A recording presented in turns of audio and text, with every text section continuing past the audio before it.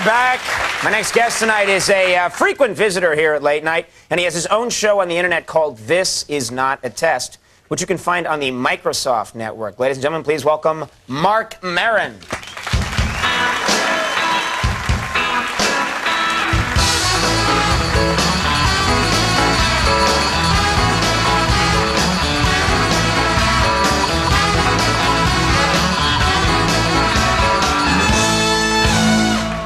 Thanks so much for coming. No problem. Had nothing to do. Oh, yeah? No, how's your... You fit the profile for our guests. What the hell, I'll do Conan. You can call us as soon as 20 minutes before the show. I did. Yeah. Well, how's your summer going? You having a good time? Summer's been all right. I stayed here in New York, and I know a lot of people here are from out of town. But honestly, I think the tourists are ruining New York. I'm not saying it's your fault, all right? I'm just saying that New York used to be an interesting place. You used to be able to you go to Times Square, you had the sex shop, you had the Peeperama, you know, you had the great palaces of porn. You know what I mean? People would come from around the world, Conan, to masturbate in the little booths of Times Square. Right. Oh, yeah, around the world. Now what do you have? You have the Disney store and the world's largest Fridays. What kind of person goes back to wherever they come from, their neighbor goes, what'd you do in New York? And they go, we went to the Disney store and the world's largest Fridays. Oh, yeah, and we saw Garth Brooks at the park, too. I mean, New York used to be like you'd get home and your neighbor would go, what'd you do in New York? You go, you want to know the truth? We saw two women having sex with a transvestite midget on a rotating table. All right? For 50 cents. 50 cents. Which is a good value. Exactly. Almost got mugged twice. Then we went to the museum to see the Picassos. That was New York. You had the high art and the low art. You know what I'm saying? You could go to Fridays and masturbate. There you go. Yeah, because they got all, you know, the tuba on the wall and the sled. Yeah, they do allow sexy. that now. Yeah. It's and those outfits with the stripes. Oh, that Disney store. Yeah, you know what I'm doing after this.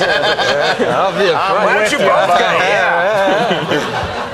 Well, where are you living right now? Are you living in the city? No, I didn't. I moved to Queens. Okay, and you know, a lot of people are like, why go to Queens? I like Queens. Queens it's very exciting. It's a very exotic neighborhood. There's a very big Greek community. You go into some restaurants in Queens, and they have entire animals on a spit, just turning, just sitting there like this. An entire goat. They have like an entire spit full of just lamb hearts, you know, just turning.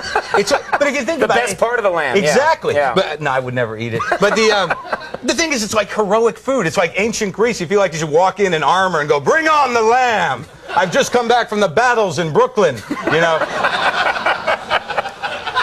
But the thing I don't get is that, you know, in Greece it was the cradle of Western civilization. They invented democracy, theater, Plato, Aristophanes, Aristotle. How do you get there? How do you get from there to a guy in an apron going, cream cheese? Cream cheese.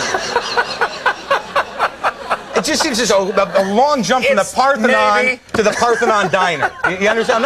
They run a good restaurant. I have no complaints. Well, are you finding any time to get out, travel? Are you seeing, getting outside the city? I went to Montreal. Actually, I went to Montreal.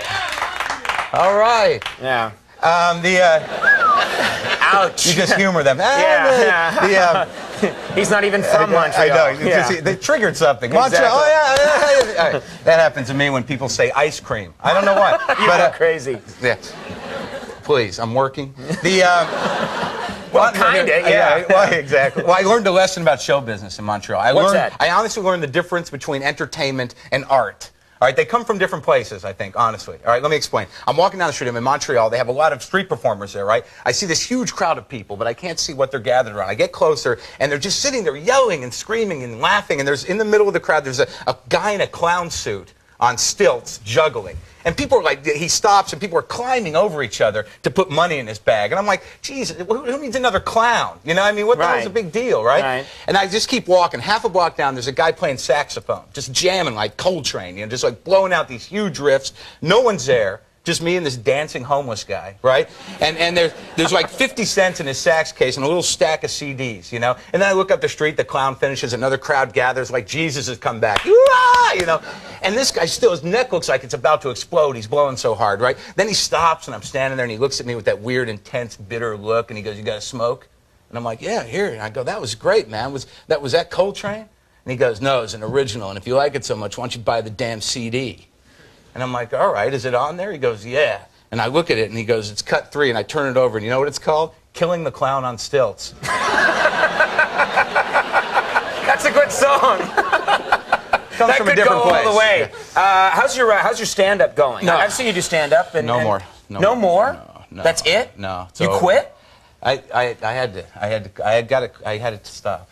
I mean, well, last week it was a bad week, and I just haven't been getting on with the audiences. I don't know. It all culminated like last Saturday. I did this show. It was pretty disturbing. I actually brought a tape. I had to stop doing it for a while. We can show the tape. This is a tape of the performance that made you quit? Right. Yeah, it's at the comic strip. All right, let's take a look at this, Liz. Don't just sit there and judge me. Don't judge me, man. Well, look at me.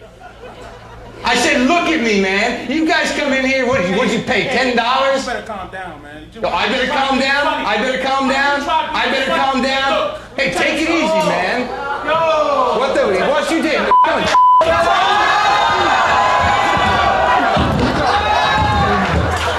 right, man.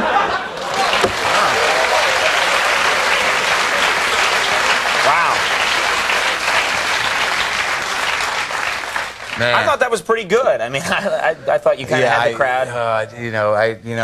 We're in court now, and Well, what do you? So if you don't do stand-up, what? Well, oddly enough, it was good timing for me because now I can work on I'm doing a more serious theater piece. I'm doing a one-man show now, and it's called The End of Innocence, and it's more serious. I'm trying to get a little deeper, not worry about comedy, and just sort of be a little vulnerable. What are you laughing at? It's just more of a theatrical thing. Yeah. I mean, I could do a little if you want me to do a little. I mean, I thought, I think we'd like to see him do a little. Yeah, go ahead. This is good. The End of Innocence, I guess.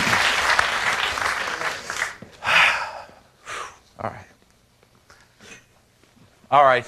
Well, innocence ended for me when my little dog Duffy got hit by a car.